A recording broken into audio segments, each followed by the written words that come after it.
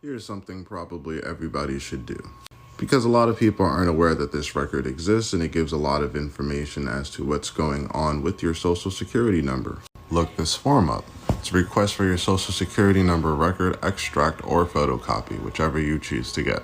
Start gathering the information that these corporations have on you. Form SSA L996. See, this is one of the things that the Social Security Administration doesn't really broadcast. And for good reason. Because imagine if you saw all the information on yourself that you weren't aware of. This is why freedom of information exists. Start to utilize it towards your benefit. Because that's what this is, a freedom of information request. So for those people who have apartments, you know those lease agreements, right?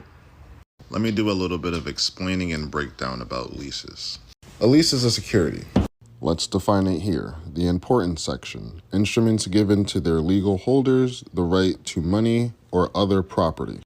Let's define lease. An agreement by the leaseor temporarily to give up possession of property while retaining legal ownership title. The leasee retains exclusive possession of the premises for a definite period of time for consideration called rent. So one thing that happens when you do a lease agreement, most landlords will have you pay something called a security deposit, right? A security deposit is money that a tenant deposits with the landlord to assure that the tenant will abide by the lease agreements, a fund from which the landlord may obtain payments for damages caused by the tenant during his or her occupancy.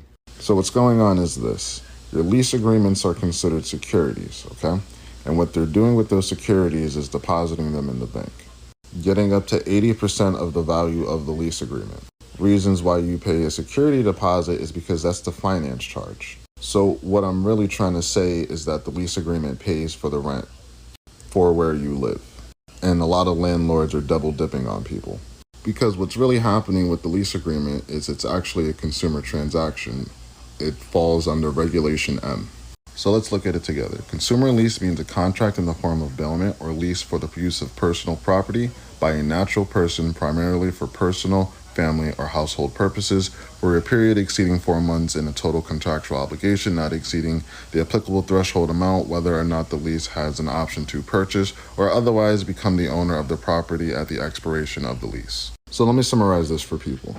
Bailment is the transfer of possession but not ownership of personal property for a limited time, which is considered a special deposit, a deposit that is made for a specific purpose that is to be returned to the depositor, and that creates a bailment or trust, which is what is happening when the landlord deposits the lease agreement into the bank.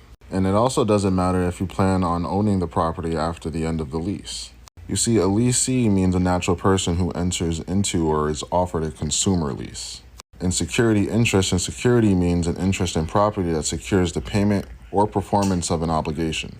And like I just explained at the beginning of the video, that the lease agreement is a security that secures the payment for the obligation.